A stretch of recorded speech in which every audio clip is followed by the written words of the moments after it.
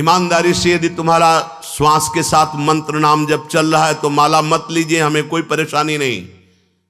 लेकिन बेईमानी नहीं, अगर मंत्र नाम नहीं चल रहा तो हाथ में माला होना चाहिए। ये तुम्हारी बड़ी सावधानी की वृत्ति पैदा करेगा माला, ये कोई खिलवाड़ नहीं है।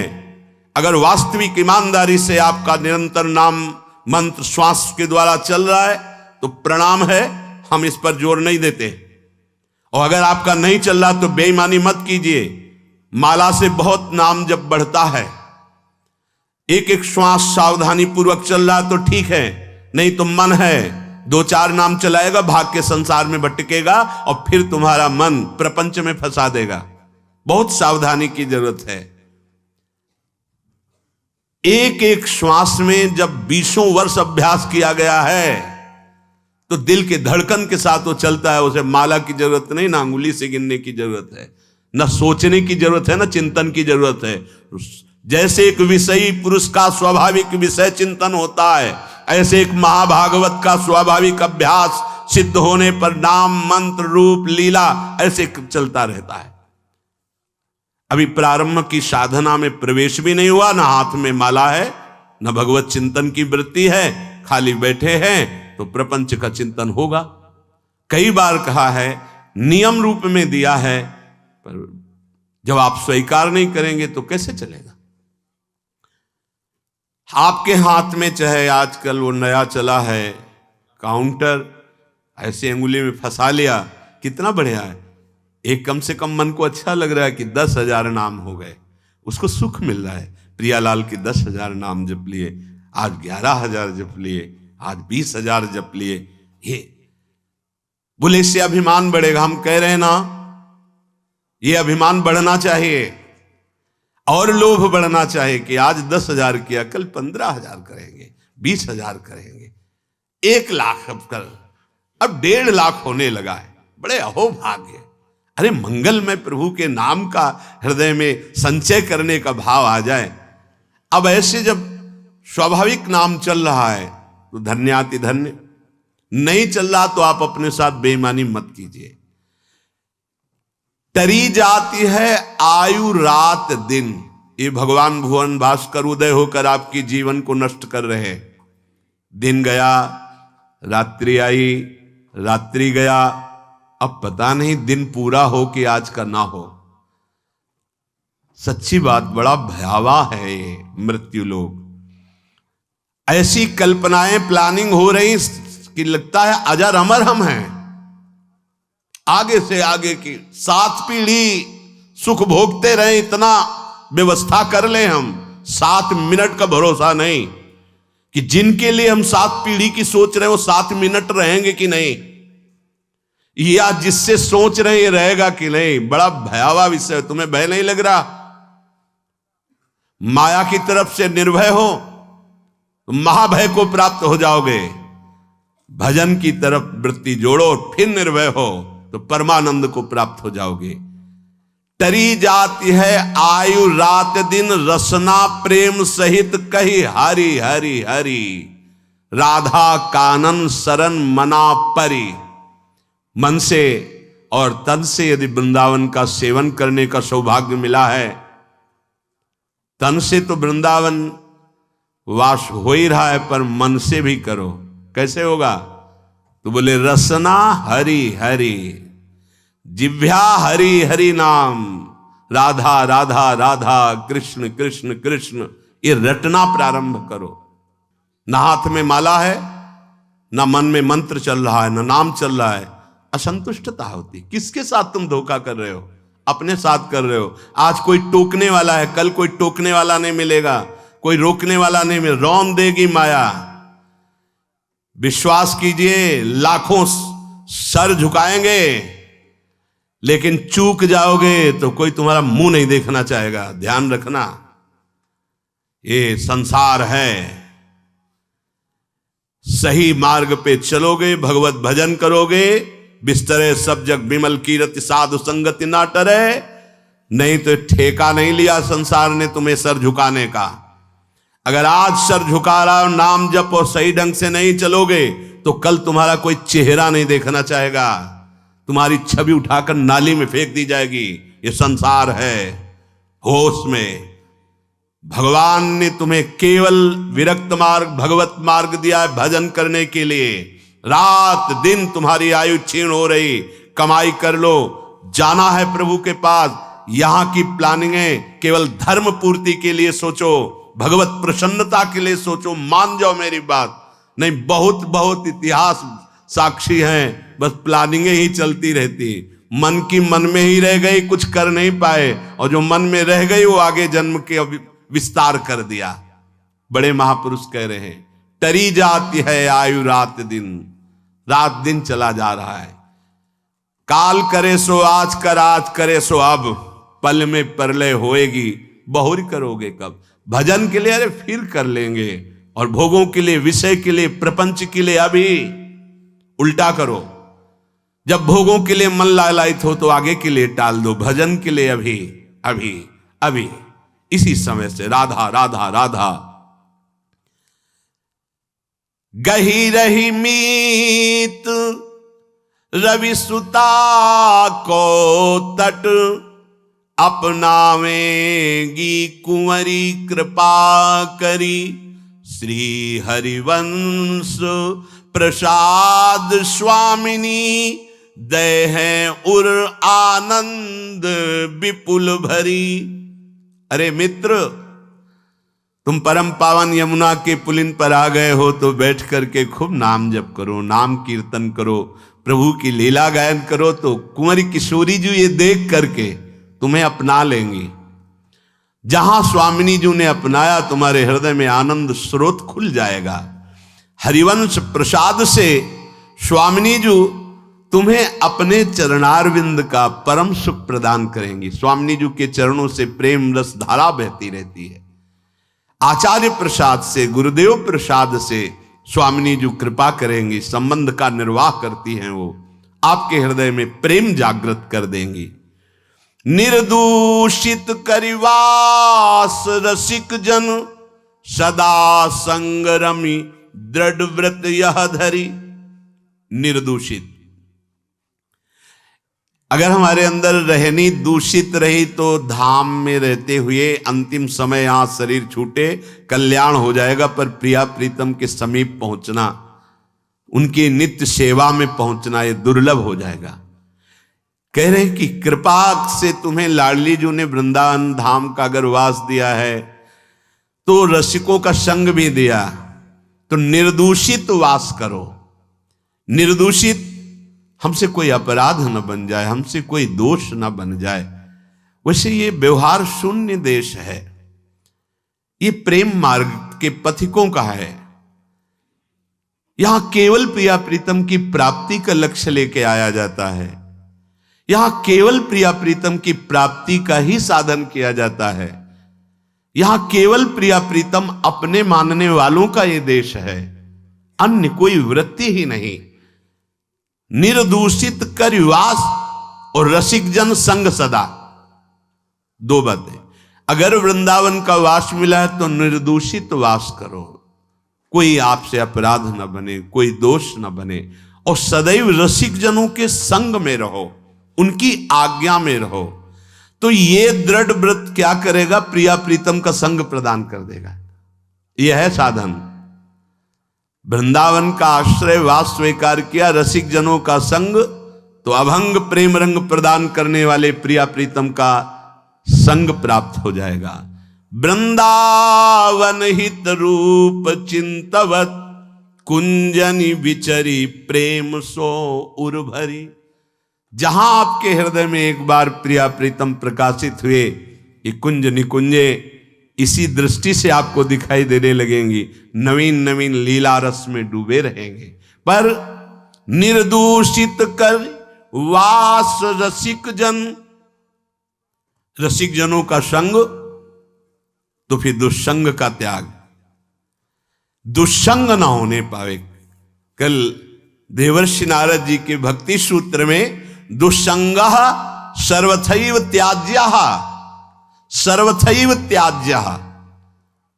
दुष्संग की पहचान तो कह रहे हैं जो शिष्णोदर परायण है, रसेंद्री के अच्छे अच्छे पदार्थ खाने के लिए जबान ललचाती है, जनेन्द्री भोग के लिए हर समय बावरे बने रहते हैं। शिष्णोदर परायण यद्यशद भी पथि पुनः शिष्णोदर कृतोद्यमैः आस्थितो रमते जंतुस्तमो विशति पूर्ववत् सत्यम शौचम दया मौनम बुद्धि श्रीर्यशः क्षमा समो दमो भगश्चेति यत्संगाद्याति संक्षयम् ते स्वशान्तेषु मूढ़ेषु खंडितात्म स्वसाधुषु संगम न कुर्याच्छोच्चेषु योषित क्रीडा मृगेषु च। जो मनुष्य संभोग प्रिय है और रसेंद्री के भोग पदार्थों से प्रियता रखता है, ऐसे नीच पुरुष का संग नहीं करना चाहिए। जो भगवान की भक्ति से रहित है, केवल शिष्ण और उदर परायण है, उनका संग नरकगामी बना देगा। भगवान मना कर रहे हैं। आस्थितो रमते जंतुस्तमो विशति पूर्ववतम। पूर्व में हम अनंत जन्मों में इन्हीं भोगों में फंसे रहे, आज हमें परमार्थ का मार्ग मिला है। यदि हमने कहीं ऐसे पुरुषों का संग कर लिया तो हमारा परमार्थ बिगड़ जाएगा। सत्यम शौचम दया मौनम बुद्धि श्रीर् यशः क्षमा समो दमो भगश्चेति यत्संगाद्याति संक्षयम। ऐसे दुष्ट संग से हमारे जीवन में सत्य का अभाव हो जाएगा। सत्य बोलना, सत्य मार्ग में चलना, सत्य चिंतन करना छूट जाएगा। पवित्रता नष्ट हो जाएगी। दया की जगह क्रूरता आ जाएगी। मननशीलता जो भगवत चरणारविंद की होनी चाहिए वो विषयों की होने लगेगी। हमारी बुद्धि, लज्जा, स्त्री, ईश्वर, ये सब भागवतिक सद्गुण नष्ट हो जाते हैं। अतएव दुष्ट संग न करे। ये जो अशांत चित्त है, मूर्ख है, भगवत विमुख है, नष्ट बुद्धि है, ये जो भोगों के खिलौने बने हुए हैं, ऐसे असाधु पुरुषों का कभी भी साधक संग न करे, नहीं तो नष्ट हो जाएगा। दुष्संग का त्याग प्रत्येक साधक को बड़ी सावधानी पूर्वक करना चाहिए। भगवत प्रेम या मोक्ष पदवी जो भी चाहिए वो तभी मिलेगा जब कुसंग का त्याग हो जाए। भगवान श्री रामचंद्र जी ने तो विभीषण जी से कहा कि बरु भल बास नरक कर ताता दुष्ट संग जन देई विधाता। भगवान चाहे तो नरक का बास दे दे, अच्छा है, पर दुष्ट का संग ना मिले। नरक का बास क्यों अच्छा है?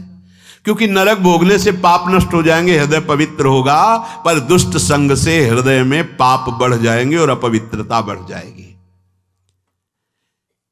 दुष्ट संग बड़ा दुर्भाग्य उदय होता है तब मिलता है। जैसे बड़ा सौभाग्य उदय होता है, भगवत कृपा होती तब साधु संग मिलता है, ऐसे बड़ा दुर्भाग्य उदय होता है तब दुष्ट संग मिलता है। इंद्रियों का कोई भी विषय, अभी तक तो बाहरी दुष्संग की बात, अब कह रहे हैं अंदर दुष्संग की बात।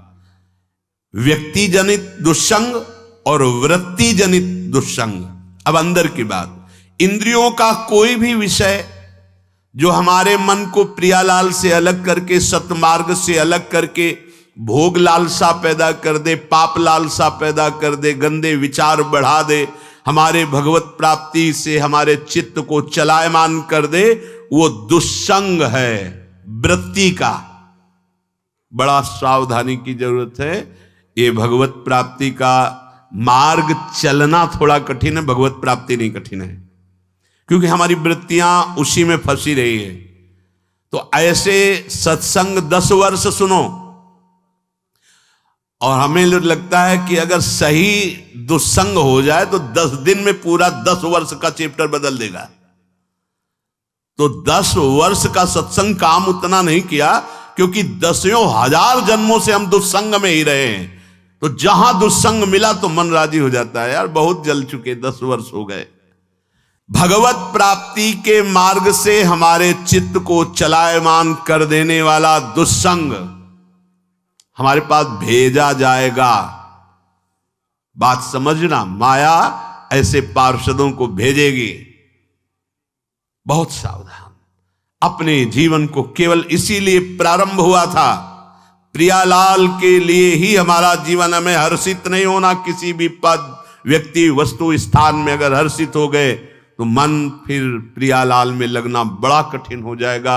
ये बालू का बांध है, एक बार फूटा तो दोबारा बनाना बड़ा मुश्किल है। सावधान। हमें ना कोई ऐसी चेतन वस्तु या जड़ वस्तु का दृश्य देखना है जो हमारे अंदर भोग वासना पैदा कर दे। जड़ के देखने से भी होता है क्या? हाँ, चित्र जड़ ही तो है। जो आप चलचित्र देख रहे हो जड़ ही तो है ना, उसमें कुछ हो थोड़ी रहा है, वर्तमान में थोड़ी हो रहा है, वो तो चित्र है। लेकिन वो चित्र तुम्हारे चित्त को बलात् आकर्षित करके भोगों में फंसा देगा। बहुत सावधान। ना कोई चैतन्य वस्तु। संगम त्यजेत मिथुन वृत्ति नाम मोक्षो। मैथुन धर्म से युक्त किसी भी प्राणी पर दृष्टि जाए, तत्काल मानसिक प्रणाम करके हटा लीजिए। दोबारा दृष्टि गई तो पतित हो जाओगे, संकल्प विकल्प होने लगेगा।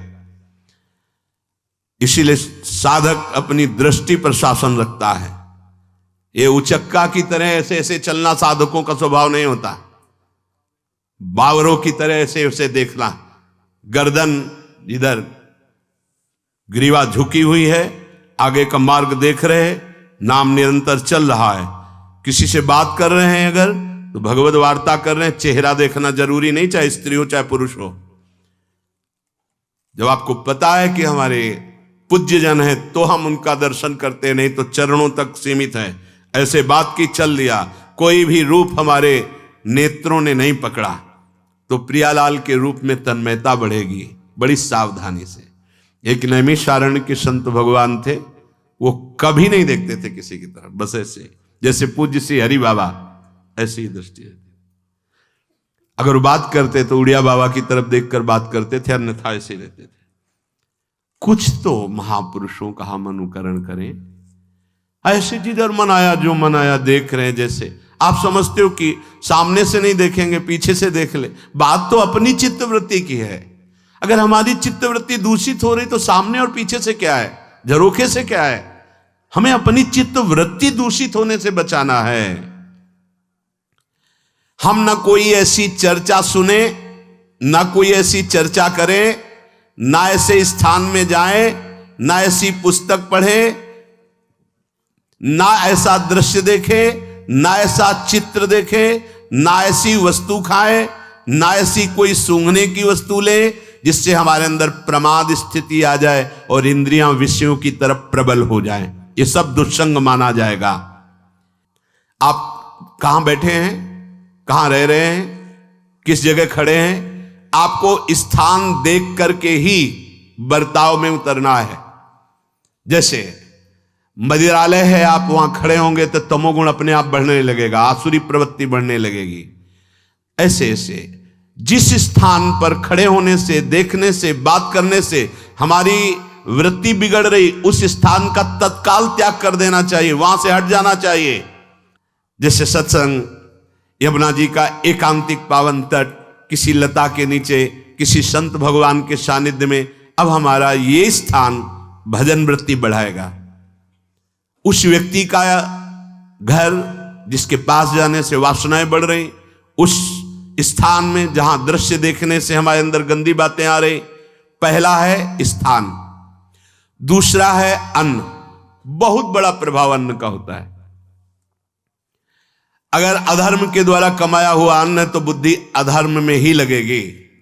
यदि भोजन पकाते समय, रसोई रांधते समय आप विकारात्मक चिंतन कर रहे हैं तो कोई भी प्रसाद पाए उसके अंदर विकार जागृत हो जाएगा। अन्न का बहुत बड़ा प्रभाव पड़ता है। एक बार पूज्यपाद उड़िया बाबा जी महाराज अपने परिकर के साथ भ्रमण में थे तो किसी बड़े धनी मानी ने निमंत्रण दिया। महाराज आज यहीं रुको। तो बाबा ने कहा हम लोग गांव के अंदर नहीं रुकते, तो बाहर कोई वृक्षों का समुदाय जंगल जैसा, तो उसमें वहां रुके, पर भोजन उनकी तरफ से, भोजन सबने पाया। जब सुबह हुआ तो महात्मा जन साधक जन एक दूसरे की तरफ देखे और बोले आज तो हमको बड़ा दोष हुआ, गंदा स्वप्न आया और हमारा संयम बिगड़ गया। बोले ये तो हमको भी हुआ, जितने थे सबको हुआ। उड़िया बाबा के समीप गए, बाबा ने कहा अच्छा ऐसा हुआ, ये तो अन्न दोष है, बुलाओ अन्न पवाने वाले को, फिर चलेंगे। बुलाया और बाबा ने कहा बिल्कुल सत्य बोलना, नहीं तो आप जानते हो इतने महात्माओं के संयम को आपने भ्रष्ट कर दिया, सत्य बोलना क्या बात थी। तो उनका महाराज संतान नहीं हो रही थी, सुना था आप बहुत सिद्ध महापुरुष हैं, तो आपके परिकर को इसीलिए पवाया। अंदर काम भाव था कि हमारे कामना थी कि संतान उत्पन्न हो, वैसे चिंतन करते हुए बनाया ऐसे। बोले सबका संयम नष्ट कर दिया, होश में, नरक जाने वाली बात मत सोचो। अरे संतों को पवाओ जैसे अपने पुत्र को पवाते हैं, ऐसी भावना करनी चाहिए। आज हो भाग्य तो परिणाम खुद मंगल में निकलेगा। काम भाव से युक्त होकर क्यों बनाया, सब संतों के अंदर विकार पैदा कर दिया। अन्न का प्रभाव पड़ता है, हम जैसा अन्न पाते हैं वैसा। कई बार सुनाया है, सिद्ध महापुरुष पूज्य प्रातः स्मरण श्री बलराम दास जी महाराज झाड़ू मंडल के, यमुना के पावन तट पर ही है, रास मंडल के पास ही, वो अपने एक लता के नीचे बैठे हुए भगवत चिंतन कर रहे थे। अचानक यमुना जिस नजदीक है तो कोई माई स्नान किए हुए निकली, तो नेत्रों ने देखा और विकार उत्पन्न हो गया। वयोवृद्ध सिद्ध महापुरुष, उन्होंने कहा आप तो इस शरीर को नष्ट कर दूंगा। शिष्यों ने कहा महाराज ऐसा क्यों? बोले किसी माता के शरीर को देखकर हमारे अंदर विकार क्यों आ गया? ऐसा नहीं, आज तक कभी नहीं हुआ, ऐसा क्यों हुआ? उनका महाराज आपस में सब शिष्यों ने कि कुछ ना कुछ तो खान पान में गड़बड़ी हो गई, तभी ऐसा हुआ। बाबा आज परिक्रमा करते हैं वृंदावन की, बाद में आप जो आदेश करेंगे जैसा करेंगे, पहले परिक्रमा। वृंदावन की परिक्रमा का बहुत बड़ा प्रभाव, जब कभी मन आपका ऐसा विक्षिप्त हो, परेशान हो, तत्काल परिक्रमा प्रारंभ कर देना, नाम जप करते हुए। आप देखना परिक्रमा पूरी होते होते शांति हो जाएगी। बाबा ने खूब नाम कीर्तन करते हुए शिष्यों के साथ परिक्रमा दी, मन का विकार शांत हो गया। उनका ऐसा कैसे हो सकता है कि हमारे अंदर विकार आ गया? ये बड़ी सूक्ष्मता का विषय है। कल प्रसाद कहां से आया था? तो उस समय लाड़िले गोविंद देव जी महाराज यहीं विराजमान थे वृंदावन में। बोले तो ठाकुर गोविंद देव जी का प्रसाद आया था। लकुट उठाई, गए वो तो भगवत स्वरूप तस्मित तज्जने भेदा भावात, भगवान और भगवान के ऐसे जनों में भेद नहीं होता, वो भगवत स्वरूप होते हैं। गए और कहा बताओ आपका प्रसाद न पावे तो अपराध लगे कि प्रसाद नहीं पाया, और प्रसाद पावे तो हमारे अंदर काम जागृत हो जाए, हम तो मरे ना दोनों तरफ से। तो ठाकुर जी बात कर रहे थे, दूसरों को नहीं सुनाई दे रहा था। कह रहे थे कि देखो नाराज मत हो, कलकत्ता की वैश्या थी, उसने भोग लगाया, अब उसने भोग लगाया तो हमने चख पाया, तो आपको प्रसाद का किनका लेना चाहिए? किसने कहा था कि पूरा प्रसाद पाइए? जरा किनका ले लेते हो, मधुकरी पाते। हाँ ये बात आपकी मान, तो हमारा तो पूरा विश्व है, कोई भी भोग लगाएगा हम तो पाएंगे। और हमारे प्रसाद की निष्ठा आप सबके हृदय में, तो किनका लीजिए, पूरा मत पाइए। सोचिए, भगवद अर्पित प्रसाद और वृत्ति भगवान ने आदेश किया किनका पाओ, माधुकरी मांग के खाओ। यहां वर्णन कर रहे, यदि हम अन्न थोड़ा भी हमारे अंदर दूषित चला गया, तो जब कभी ऐसी विकार की भावना हो, आपके अंदर विकार बन रहा है, तो खोजिए। आपने कोई दृश्य देखा है, आपने किसी से बात की है, आपने कोई ऐसा संकल्प बनाया, नहीं, तो फिर भोजन दोष आ गया। अब आज उपवास कर दो, जब तक वो वृत्ति न नष्ट हो तब तक कुछ मत पाना, जल से काम चलाना, तो एक दिन एक पहर अपने आप शांत हो जाएगा। अगर बहुत विकलता हो रही तो नाम कीर्तन शुरू कर दो, भोजन मत पाना, नाम कीर्तन शुरू, बिल्कुल शांति मिल जाएगी, बिल्कुल। और ये तो उदाहरण महापुरुष इसलिए देते कि हम सावधान रहें।